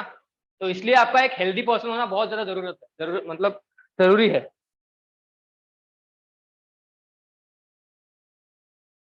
ठीक है, ये हो गया। तो आज हमने पढ़ा determinants of ethics and consequences of ethics. Determinants क्या क्या थे? पहला पर्सनालिटी, दूसरा नीचे मत देख के बताना, मेरी तरफ देख के बताओ, याद हो जाने चाहिए यहीं पे। दूसरा था family, peer groups, episodic event, situations, professional codes, ethics, conduct etcetera, है ना। फिर टाइम, फिर ठीक है। तो ये हो गए डिटर्मिनेंट्स। इन सबको आप अपनी लैंग्वेज में लिख पाओगे, जो 3-4 पॉइंट्स लिखने होंगे वो, और साथ में एक होमवर्क लिखना कि इन पॉइंट्स में आप खुद की मर्जी से एग्जांपल्स डाल देना।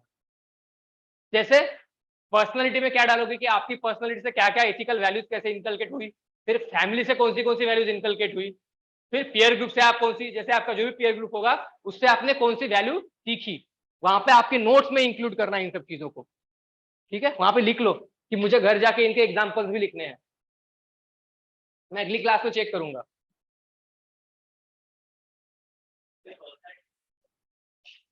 जो आपका इंडिविजुअल होगा, जैसे मैंने बताया था ना एग्जांपल, किसी की पर्सनालिटी है तो उसको ट्रैफिक सिग्नल पे रुकना अच्छा लगता है, तो ये एथिकल वैल्यूज का रिप्रेजेंटेशन हो गया आपके अंदर, आपके अंदर। तो ऐसे ही आपकी डिफरेंट जो भी वैल्यूज होगी आपके हिसाब से लिखो ना वहां पे कि आपकी पर्सनालिटी आपके एथिकल वैल्यूज के डेवलपमेंट में कैसे कॉन्ट्रीब्यूट कर रही है ना। जैसे एक बेसिक चीज होगी पंक्चुअलिटी। हाँ, आप क्या बोल रहे थे?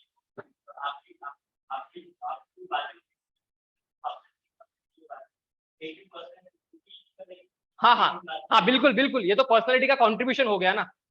ठीक है, ये नहीं नहीं, ये पर्सनालिटी में ही आ गया, क्योंकि ये पर्सनालिटी से इन्फ्लुएंस हो रहे हैं ना हम लोग, तो उसी में आ गया वो। क्लियर है? ठीक है, तो आप वहां पे एग्जांपल लिख लेना एक। तो ये हमारा अभी 3 टॉपिक कवर हो गए। पहला होगा एक एसेंस ऑफ एथिक्स, है ना, उसके बाद डिटर्मिनेंट्स ऑफ एथिक्स और कॉन्सिक्वेंसेस ऑफ एथिक्स। अगला है हमारा डायमेंशंस ऑफ एथिक्स। ठीक है, तो रुको रुको रुको रुको, हौले हौले, है। अब ये क्वेश्चन लिखो, एक्सप्लेन, दोनों लिखो, explain how ethics contributes to social and human wellbeing. आप सबको समझ में आ गया कि एथिक्स क्या है? तो एथिक्स वहां यहाँ पे कौन से कीवर्ड है? पहला है एथिक्स, दूसरा है societal and human wellbeing. Ethics कैसे सोसाइटी और ह्यूमन के वेलबींग में कंट्रीब्यूट करता है। क्वेश्चन समझ में आ गया सबको? ये यूपीएससी के प्रीवियस ईयर का क्वेश्चन है, 150 वर्ड्स में आपको लिखना है, 15 मार्क्स में, आज 15 मार्क्स के लिए आया था ये। आप इस क्वेश्चन को लिख पाओगे क्या? हाँ, 150 वर्ड्स में।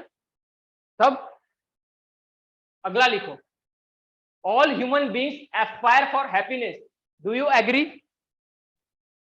What does happiness means to you, explain with example. आपको लगता है कि सबको हैप्पीनेस चाहिए लाइफ में? आप एग्री करते हो या डिसएग्री करते हो? ठीक है, अगर आप एग्री करते हो तो आपके लिए हैप्पीनेस क्या है, एग्जाम्पल के साथ प्रूफ करो।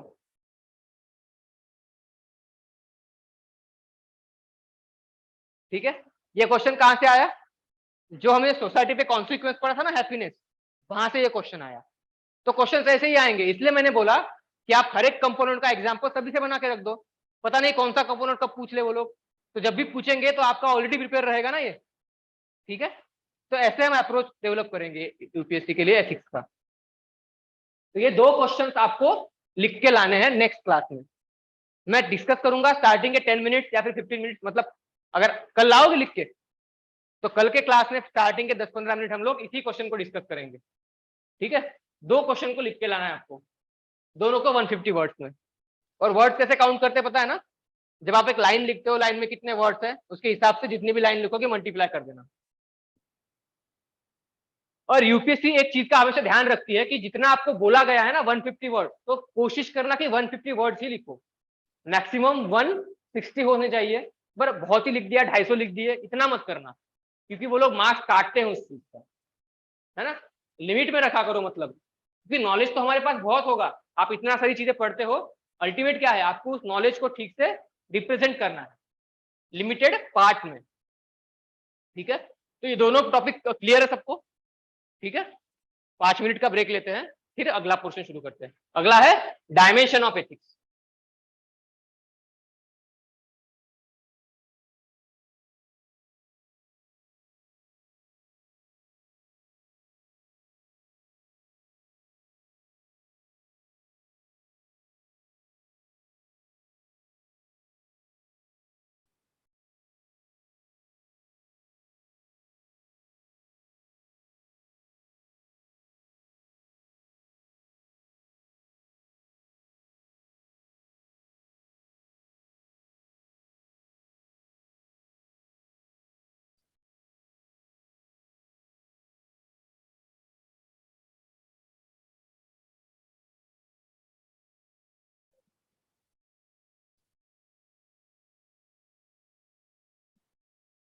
हो गया एसेंस, हो गया डिटर्मिनेंट्स एंड कॉन्सिक्वेंसेस, हो गया। अगला है डायमेंशंस ऑफ एथिक्स। डालो हेडिंग। मैं पानी पी गया था।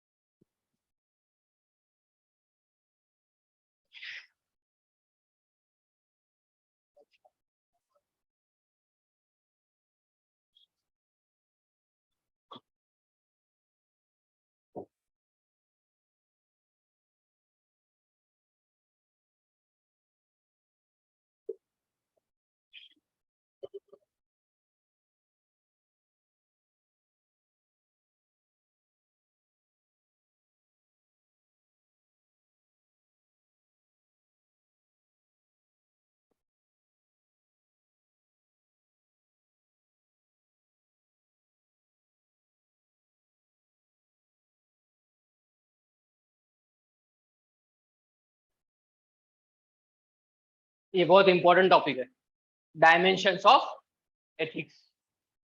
चलो स्टार्ट करते हैं। लिख लो, अलग अलग डायमेंशन एथिक्स के कौन से हैं। पहला है मेटा एथिक्स, दूसरा है डिस्क्रिप्टिव एथिक्स, तीसरा है नॉर्मेटिव एथिक्स और चौथा है अप्लाइड एथिक्स। इन सब में से सबसे ज्यादा इंपॉर्टेंट कौन सा होगा? Applied ethics. एथिक्स का एप्लीकेशन आपको अपनी लाइफ में कैसे करना है, ये यूपीएससी के कॉन्टेक्स्ट में सबसे ज्यादा इंपॉर्टेंट टॉपिक है।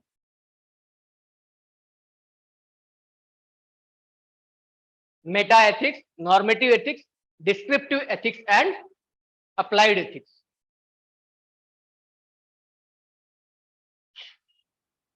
लिखा? ठीक है।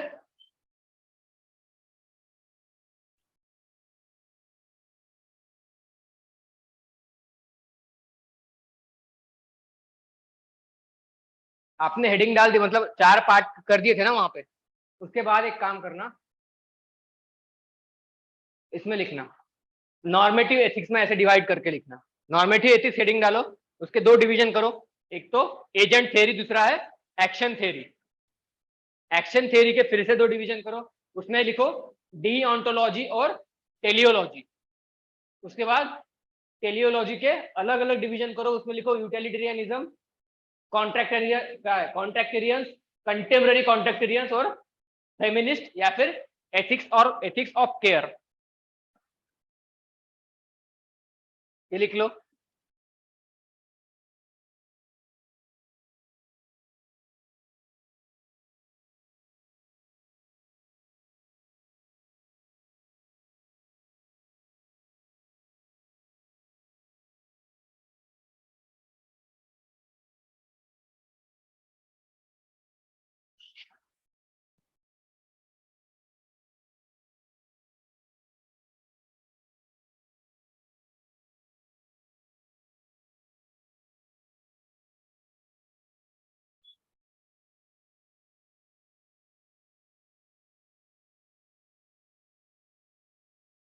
आप इसको ऐसे मत लिखना, आप इसको ऐसे लिखना, मतलब 2 टाइप करके फिर 2 टाइप फिर नीचे ऐसे करके, थोड़ा फास्ट करो।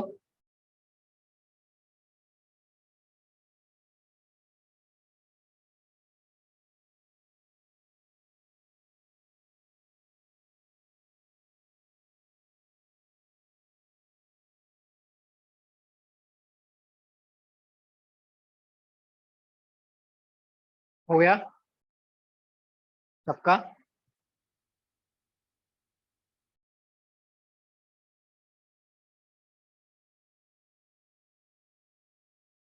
डिटर्मिनेंट्स और कॉन्सिक्वेंसेस सबको क्लियर है ना?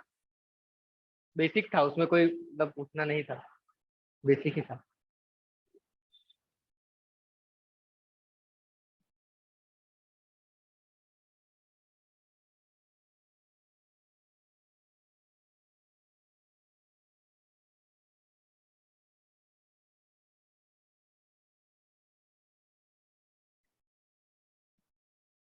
हो गया?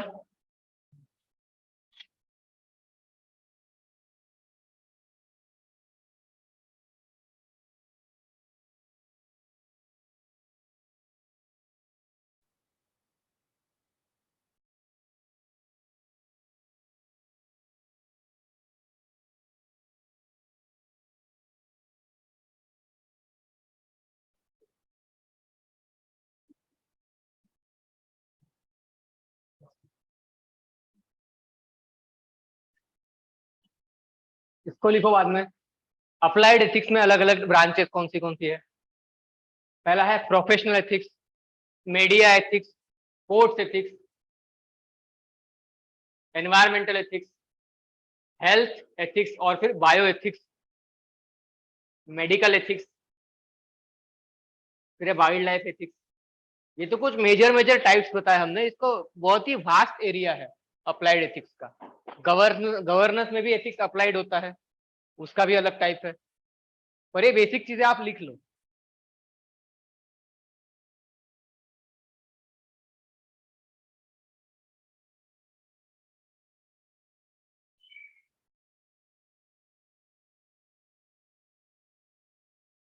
आप एक काम करा करो, बस घर पे जाने के बाद जो भी क्लास में होता है ना उसको बस रिवाइज कर लिया करना, और जब भी अगली क्लास होती है तो उसको एक बार पढ़ के आ जाया करना, क्योंकि हमारी क्लास रेगुलर नहीं होती, इसलिए ना आपका वो नहीं डिस्टर्ब होना चाहिए, फ्लो नहीं टूटना चाहिए। नहीं तो आज एथिक्स ऐसी चीज है ना, आज पढ़ोगे कल भूल जाओगे, इसलिए उसको बार बार रिवाइज करते रहना। जो भी टर्म्स होती है, जो भी चीजें होती है, उसको बार बार रिवाइज करते रहना।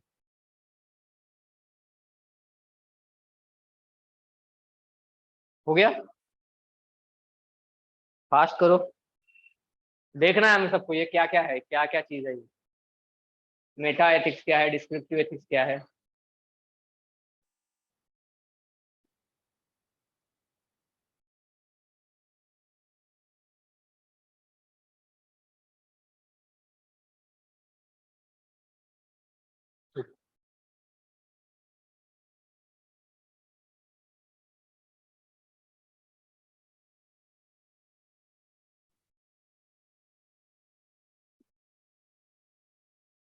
ठीक है, हो गया सबका?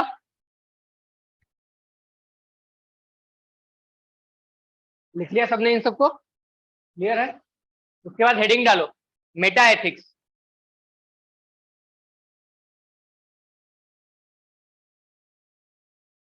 आपने देखा होगा ना, मेटा एथिक्स, मेटाफिजिक्स, इनका सबका मतलब क्या होता है? कोई भी चीज को मेटा कब बोलते हैं? जब वो एक बहुत ज्यादा बड़े फॉर्म पे होता है उसको। तो एथिक्स का यूज बहुत ही बड़े फॉर्म पे होना, जैसे issues of the universal truth, मतलब गॉड, रिलीजन, ये बहुत ही बड़े बड़े मैटर्स है ना। तो इन सब फॉर्म में जब भी एथिक्स का डिस्कशन होता है तो हम उस चीज को बोलते हैं मेटा एथिक्स। क्लियर है?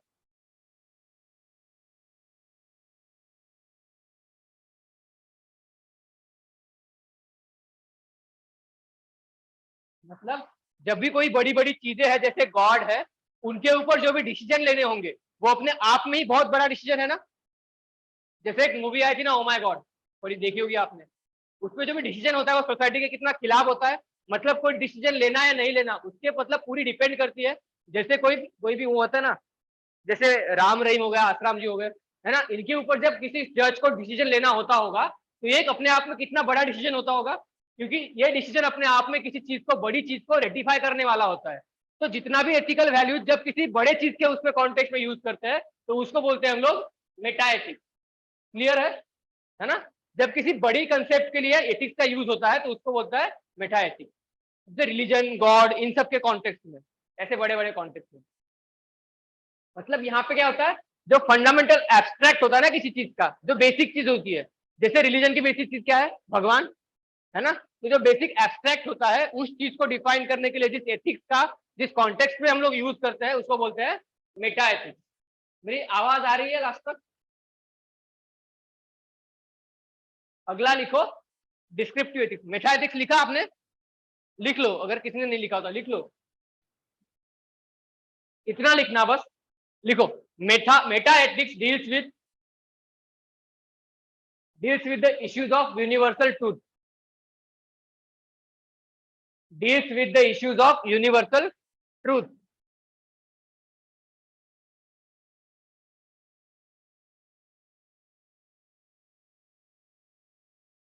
comma, fundamental abstract issues, इतना लिख लो बस। Meta ethics deals with the issues of universal truth, comma, fundamental abstract issues, इतना लिख लो बस।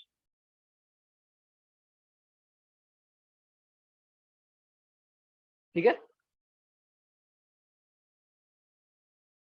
पूर्ण नाही लिहायचं, फक्त मी सांगितलं तेवढं।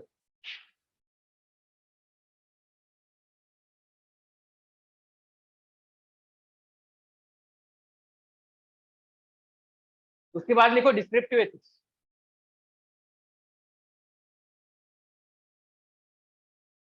डिस्क्रिप्टिव मतलब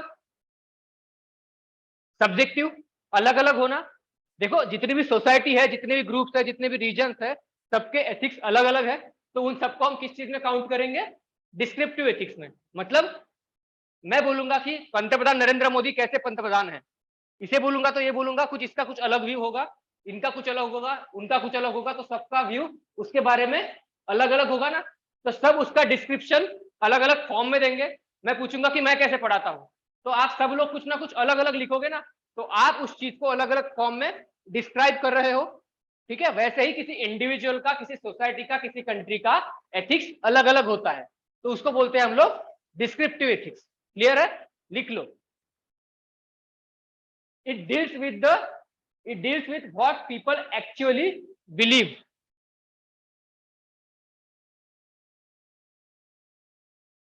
They describe ethical standards followed by various individual societies, cultures में Hindu culture, Buddhist culture, Islamic culture, अलग अलग कल्चर्स है, वेराइटी ऑफ कल्चर्स है, क्रिश्चियनिटी, सबके कल्चर्स अलग अलग है ना, और सबके बिहाफ से एथिकल वैल्यूज अलग अलग है। जैसे हमने पहले लेक्चर में देखा था, हिंदुज्म की बेसिक कोर वैल्यूज कौन सी है, बुद्धिज्म की कौन सी है, जैनिज्म, क्रिश्चियनिटी की कौन सी है। तो ये क्या हो गया, डिस्क्रिप्टिव एथिक्स का फॉर्म हो गया।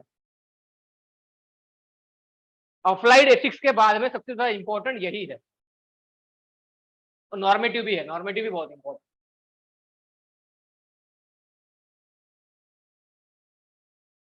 जैसे ये बता रहा है कि कोई कोई जो सोसाइटी होती है, कोई कोई कल्चर होते हैं, उनके साथ बहुत से टैबूज अटैच होते हैं, मतलब कोई कोई गलत प्रैक्टिसेस भी होती है। तो किसी सोसाइटी के लिए वो प्रैक्टिसेस गलत होगी, पर किसी सोसाइटी के लिए वो प्रैक्टिसेस बहुत ही अपर लेवल की होगी, मतलब वो बहुत ही सैक्रेड होगी उनके लिए। समझ में आ रहा है ना? ठीक है। जैसे वो एक मीम बना था ना, कि मतलब डेथ बॉडी को लेके वो लोग डांस कर रहे हैं ना, पता होगा आपने, वो मीम बहुत फेमस हुआ था, और वो उनकी सोसाइटी का पार्ट है। वो खुशी मनाते हैं, मतलब उस पर्सन के लाइफ के जो भी अच्छे दिन थे उसको याद करके वो लोग उसको खुशी मनाते हैं। तो उनका कल्चर था, और यहाँ पे मजाक बन गया वो, है ना। तो इस फॉर्म में उसके बाद लिखो नॉर्मेटिव एथिक्स।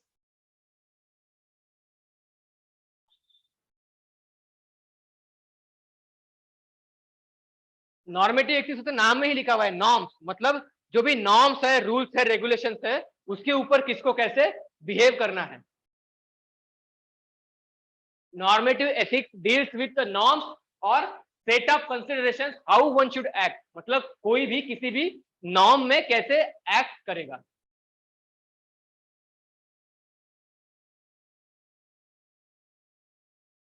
मतलब जब आप किसी सिचुएशन में फंस जाते हो, तो किसी नॉर्म के अकॉर्डिंगली आपको कैसे बिहेव करना है, कौन सा डिसीजन लेना है, नहीं लेना है, वो सब किसमें काउंट होगा, नॉर्मेटिव एथिक्स में।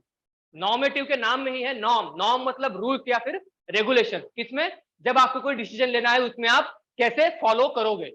उसके लिए फिर अलग अलग थ्योरी है, डिओन्टोलॉजी, टोलियोलॉजी, है ना। डिओन्टोलॉजी कांट वगैरह, कांट, बेंथम, ये सब हमें पढ़ना है अभी अभी या फिर कल पढ़ेंगे हम लोग, जैसे भी कवर होगा।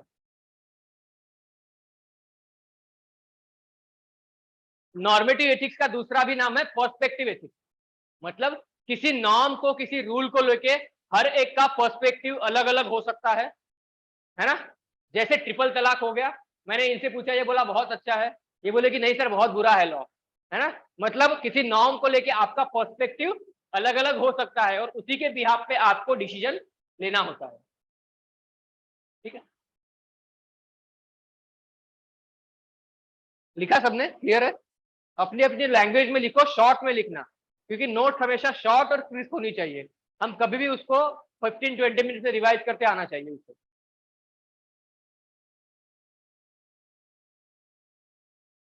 उसके बाद है सबसे important applied ethics, branch of ethics that attempt to apply ethical theory to real life. ये हमें सबसे ज्यादा काम आएगा इस सब्जेक्ट के अंदर। जो भी एथिकल थ्योरीज होगी जो हम अभी आगे पढ़ेंगे, उसको आपको अपनी रियल लाइफ में अप्लाई करना है, और वहां से सीखना है चीजों को। इसे कहते हैं हम लोग अप्लाइड एथिक्स।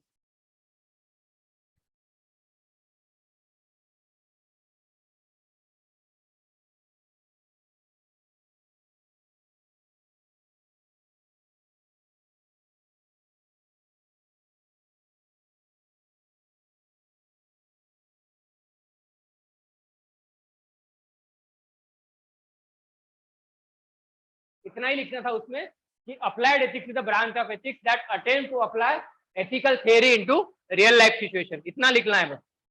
उसके बाद लिखो टू फीचर्स आर नेसेसरी। कौन से? पहला फीचर है must be distinctly moral in nature, पहला पॉइंट। दूसरा लिखना, issues needs to be controversial in nature, ये 2 पॉइंट लिखना उसमें। कौन सी जगह पे एथिक्स को अप्लाई करना है? पहला है जो भी नेचर है उन इश्यूज का वो मॉरल होना चाहिए, और दूसरा है बहुत ही इश्यूज कॉन्ट्रोवर्शियल होने चाहिए वो।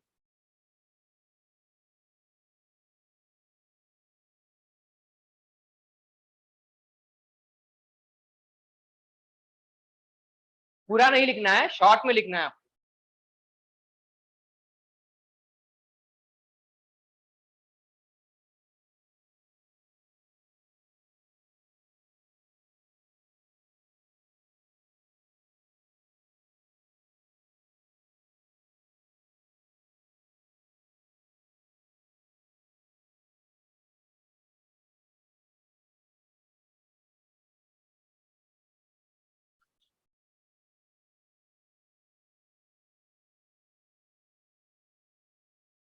मेटा एथिक्स क्या है, उसके बाद डेस्क्रिप्टिव एथिक्स क्या है, नॉर्मेटिव एथिक्स क्या है, और अप्लाइड एथिक्स क्या है, इन सब की डेफिनेशन और बेसिक बेसिक चीजें आप सबको क्लियर है। तो अभी हम उसमें से पहला इंपॉर्टेंट स्टार्ट करेंगे, नॉर्मेटिव एथिक्स।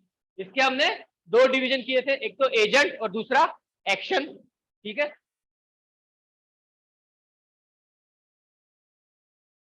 और एक्शन में 2 थी, डीओंटोलॉजिकल और टेलियोलॉजिकल। लिखो, हेडिंग डालो, नॉर्मेटिव एथिक्स, उसमें लिखना एजेंट थ्योरी, डिओंटोलॉजी और फिर टेलियोलॉजी।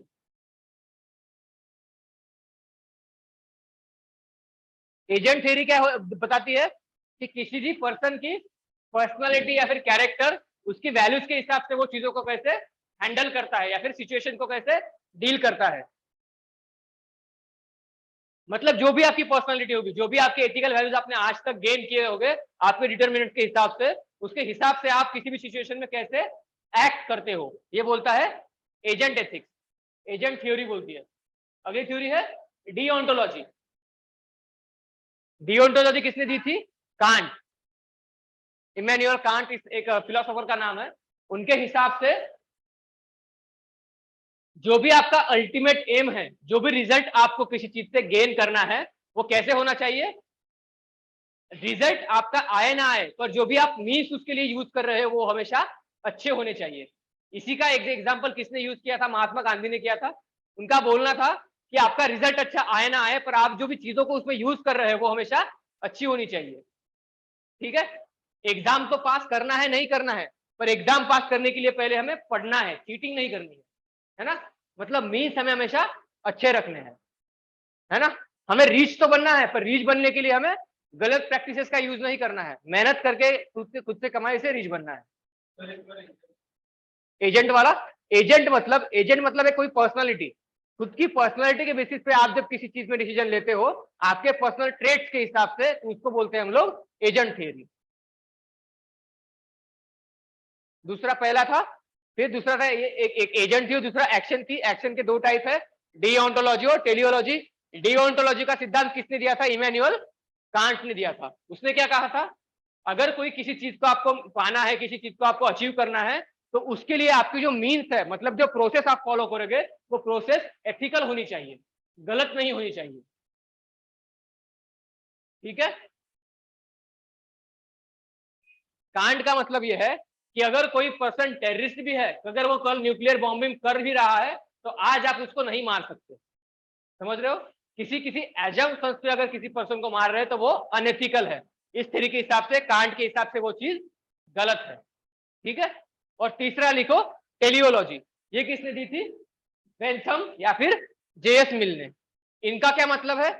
इनका मतलब है आपको बस रिजल्ट लाना है, आप उसके लिए कोई भी मीन्स यूज करो, पॉजिटिव हो निगेटिव हो कैसे भी हो, अल्टीमेटली आपको रिजल्ट लाना है। जैसे अगर कोई टेररिस्ट है, वो कल अटैक करने वाला है, तो उसको आज ही मार दो ताकि वो टेंशन ही खत्म हो जाए, समझ रहे हो। तो ये 3 थ्योरीज है नॉर्मेटिव एथिक्स की। पहला है आप अपने पर्सनल ट्रेड्स के हिसाब से बिहेव करते हो। दूसरा है डिओंटोलॉजी। डिओंटोलॉजी में आपके मीन्स सही होने चाहिए, रिजल्ट भले ही अच्छा हो या ना हो, ठीक है। मतलब हमने नॉन वायलेंटली हमारी फ्रीडम स्ट्रगल में पार्टिसिपेट किया, भले ही हमें आजादी मिलती नहीं मिलती, 100 साल बाद मिलती, 500 साल बाद मिलती, पर मिले या ना मिले, पर हम जो मीन्स था हमारा, गांधी जी का कहना क्या था, हम लोग वायलेंस का यूज नहीं करेंगे। ठीक है, इसका मतलब क्या था, मीन्स को हमें डाइल्यूट नहीं करना है। ये क्या बोलती है डीओंटोलॉजी। और टेलियोलॉजी क्या बोलती है, अल्टीमेटली वायलेंस से मिले नॉन वायलेंस से मिले, पर हमें आजादी मिलनी चाहिए। ठीक है, ये हो गए 3 फिलोसॉफी नॉर्मेटिव एथिक्स के। डिओन्टोलॉजी इमैनुअल कांट ने दी थी, टेलियोलॉजी बेंथम और जेएस मिल ने दी थी। क्लियर है सबको, लिख लिया।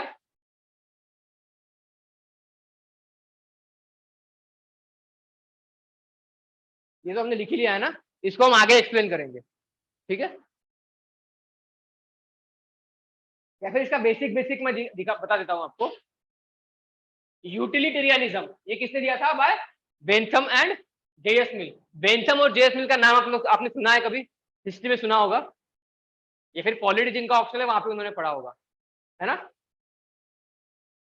जब ब्रिटिश यहाँ पे रूल कर रहे थे तो बेंथम ने एक फिलोसॉफी लाई थी, मतलब बेंथम का अल्टीमेटली मीन क्या था, बोलना क्या था, प्रॉफिट मेकिंग होना चाहिए। मतलब प्रॉफिट अल्टीमेटली ब्रिटिशर्स ने प्रॉफिट यहाँ से कमाना चाहिए, भले ही उस प्रॉफिट के बदले इंडियंस कितने भी सफर करे, उससे उन्हें कोई लेना देना नहीं है, पर अल्टीमेटली उनका मतलब क्या है, प्रॉफिट होना चाहिए। एग्जाम्पल जालियनवाला बाग, है ना, वहां से उनको क्या पर्पस था, उनका एडमिनिस्ट्रेशन मेंटेन रहना चाहिए, भले ही उसके लिए कितने भी लोगों की जान जाए। मतलब यूटिलिटेरियनिज्म क्या बोलता है, अल्टीमेटली जो उनका पर्पस है वो फुलफिल होना चाहिए, भले ही वो कैसे भी हो।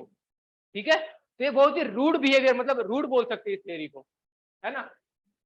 कोई अगर कल क्राइम करने वाला है उसके लिए हम उसको आज ही मार दे, ये तो गलत है ना बिल्कुल। ठीक है, तो यूटिलिटेरियनिज्म। उसके बाद है कॉन्ट्रैक्टेरियनिज्म, इसके बोलते हैं थॉमस वेब्स और रूसो ने दिया था। कॉन्ट्रैक्टेरियनिज्म मतलब इनके हिसाब से, रूसो के हिसाब से, सोसाइटी में और इंडिविजुअल में एक कॉन्ट्रैक्ट है, ये भी पॉलिटिकल साइंस में पढ़ा होगा आपने, कॉन्ट्रैक्ट है। उस कॉन्ट्रैक्ट के हिसाब से इंडिविजुअल के वेलफेयर के लिए हमने सोसाइटी को बनाया है। ठीक है, मतलब जो भी एथिकल वैल्यूज होंगे, जो भी एथिकल कंडक्ट होंगे, वो अल्टीमेटली इंडिविजुअल के वेलफेयर के लिए होने चाहिए। मतलब हम सबका अच्छा होना चाहिए ना, सोसाइटी, सरकार, गवर्नमेंट किसके लिए बनाई है, लोगों के लिए बनाई है ना।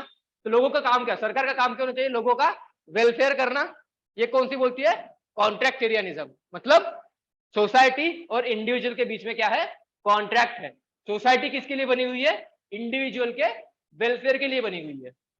क्लियर है दोनों थ्योरी। तीसरी क्या है, कंटेम्प्रेरी कॉन्ट्रैक्टेरियनिज्म। मतलब ये सिद्धांत किसने दिया था, Ross theory of justice, Ross की थ्योरी ऑफ जस्टिस। इसको हम अगले लेक्चर में या फिर अगले सैटरडे इसको हम डिटेल से डिस्कस करेंगे। बस मैं उसको बेसिक आइडिया दे रहा हूँ। थ्योरी ऑफ जस्टिस मतलब पॉलिटिकल साइंस में पढ़ा होगा, क्या है थ्योरी ऑफ जस्टिस, रॉस की थ्योरी ऑफ जस्टिस क्या है, बेल ऑफ इग्नोरेंस, पता है क्या है पॉलिटिकल साइंस में। ऑप्शनल किसकी का पॉलिटिकल साइंस है यहाँ पे, किसी का नहीं है कॉलेज में, okay.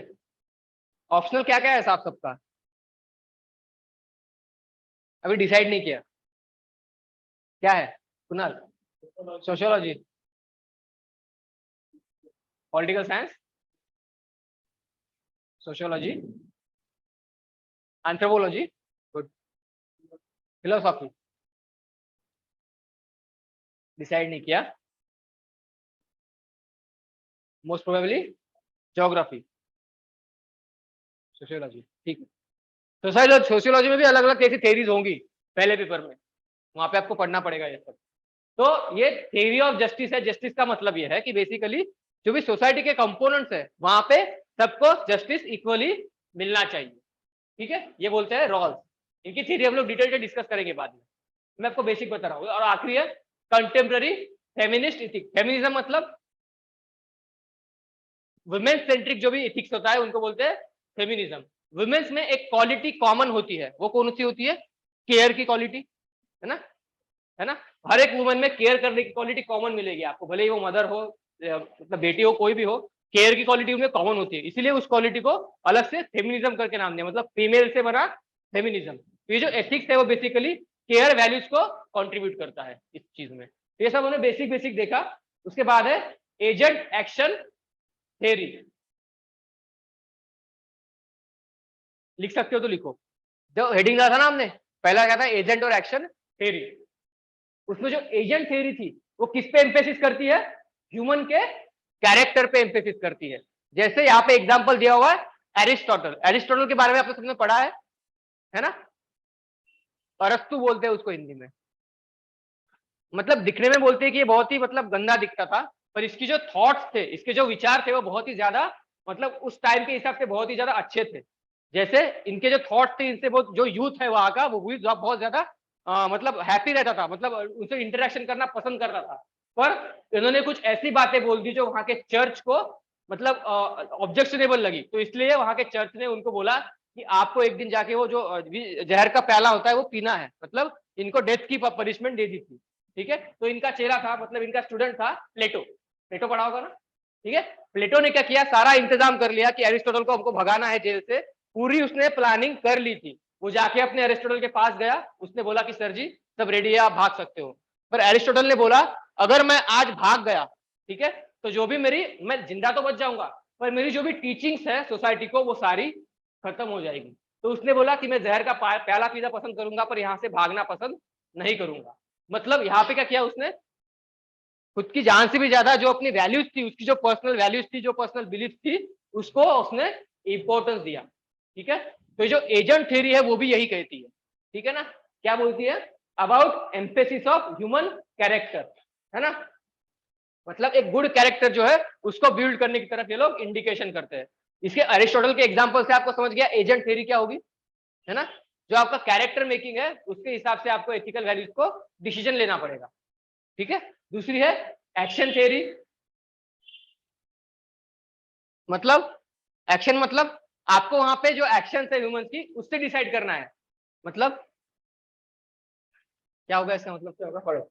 Action theory on the other hand is emphasise on evaluation of the human action whether they are right और रॉन्ग। मतलब यहाँ पे हम लोग ये नहीं देखेंगे कि उसका कैरेक्टर कैसा है, हम लोग यहाँ पे देखेंगे कि इसने जो एक्शन ली क्या वो राइट थी या फिर रॉन्ग थी। एजेंट थ्योरी में क्या देखते हैं हम लोग, उसका कैरेक्टर देखते हैं। ठीक है, कि उसकी कैरेक्टर मेकिंग कैसी है। पर एक्शन थ्योरी में जो उसने एक्शन ली होगी उस टाइम पे, उससे डिसाइड करते हैं कि या क्या वो गलत थी या फिर सही थी। ठीक है, तो ये दोनों में क्या हो गया डिफरेंस। किसी को नोट डाउन करना है तो नोट डाउन कर लो।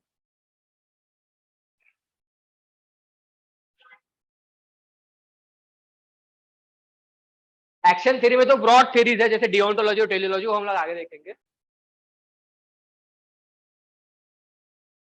जो एजेंट थ्योरी है वो क्या बोलती है, अगर किसी का कैरेक्टर अच्छा है तो उसका डिसीजन जो भी एथिकल वैल्यूज होंगे वो अच्छे ही होंगे। मतलब अगर कैरेक्टर अच्छा है तो उसके जो भी डिसीजन लेगा वो पर्सन वो अच्छा ही होगा। फॉर एग्जाम्पल एरिस्टोटल ने।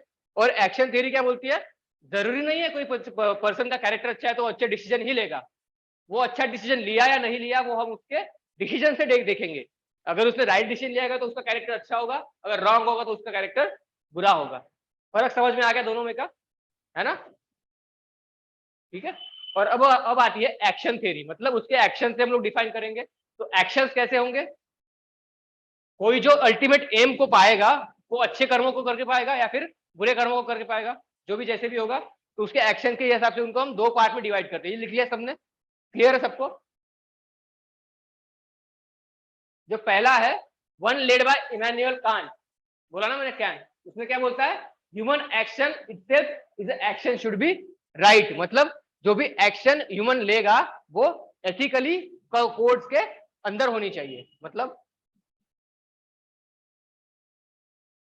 हमने जो डिओन्टोलॉजी की थ्योरी पढ़ी थी उसमें क्या बोल रहे थे हम लोग, जो भी अल्टीमेट हमको एम पाना है उस एक्शन के लिए हमें कोई बुरे कामों को नहीं करना पड़े, उसकी जो प्रोसेस है वो प्रोसेस को फॉलो करना है। हमें कितनी भी जरूरत पड़े फिर भी हम जो प्रोसेस है उस प्रोसेस को हमें छोड़ना नहीं है। ये थ्योरी किसकी थी, कांट की थी। ठीक है, तो इन्होंने क्या मिला है दूसरा। और दूसरी जो है यूटिलिटेरियनिज्म वाली कौन सी थी, टेलियोलॉजी, वो क्या बोलती है, जो भी आपका रिटर्न होगा, जो भी आपका क्या बोलते हैं उसको, आउटकम होगा प्रोसेस का, उससे डिफाइन करेंगे कि क्या वो एक्शन सही है या फिर गलत है। मतलब आउटकम अल्टीमेटली आपका अच्छा होना चाहिए, है ना? ठीक है, तो उससे डिफाइन करेंगे कि क्या वो आपको सही थे या फिर गलत थे। और यहाँ पे क्या बोल रहे हैं कि आपकी जो प्रोसेस थी उससे डिफाइन करेंगे कि आप सही हो या फिर गलत हो। ये दो थ्योरी हो गई यहाँ की, एक्शन थ्योरी में वाली, डिओन्टोलॉजी और टेलियोलॉजी।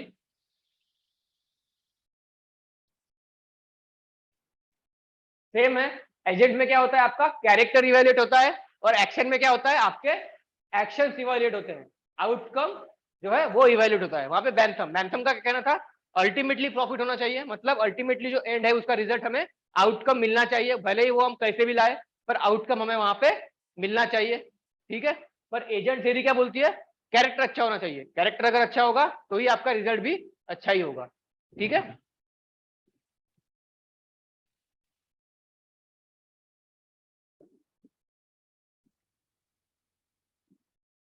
मुझे लगता है यहाँ पे हमें रुकना चाहिए, क्योंकि ये जो थेरीज है ना, थोड़ी सी इंटरमिंगलिंग है, आपको ब्रेन में थोड़ा सा प्रॉब्लम हो जाएगा, क्योंकि ना बहुत सी थेरीज है।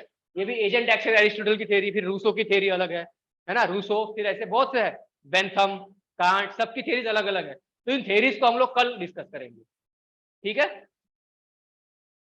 अभी रुको, जाओ मत, जो मैंने क्वेश्चंस लिखने के लिए दिए थे उनको लिखो, अभी क्लास में टाइमिंग है ना बाकी, तो लिखो। आपको 2 क्वेश्चन लिखने हैं ना, तो लिखो, पहला वाला लिखो। अभी 5:25 हुए हैं।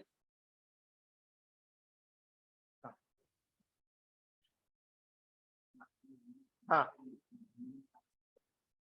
हाँ, explain how ethics contributes to the social and human wellbeing, म्हणजे मनुष्यतेच्या वेलफेअरला काय म्हणणार आपण, चांगल्यासाठी एथिक्स, नैतिकता कोणती भूमिका प्रदान करते, म्हणजे समाजाच्या भलं करण्यामध्ये नैतिकताच्या भूमिका काय, भूमिकेचा काय रोल आहे, नैतिकतेची कोणती भूमिका, माणसाने कसं म्हणजे समाजाचं चांगलं कसं होऊ शकते, जे तुमची नैतिकता आहे, नैतिकतामुळे समाजाचं चांगलं कसं होऊ शकते। हा हा, तुझ्या हिशोबाने, तुमच्या लँग्वेज।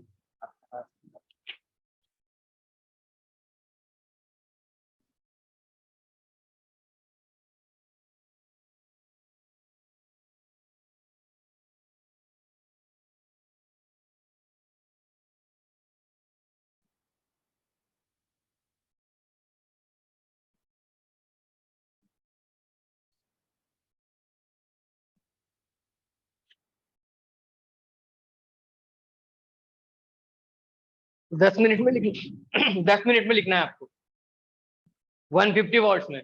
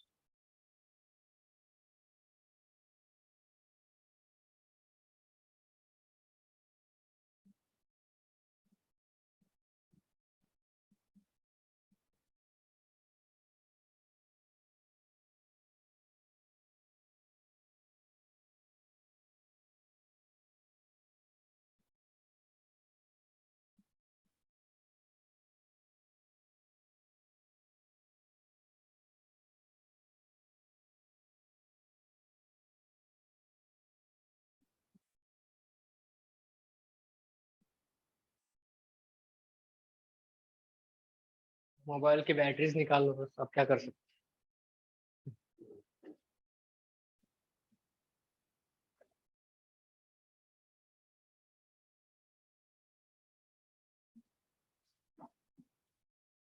इन्वर्टर नहीं है आपके पास?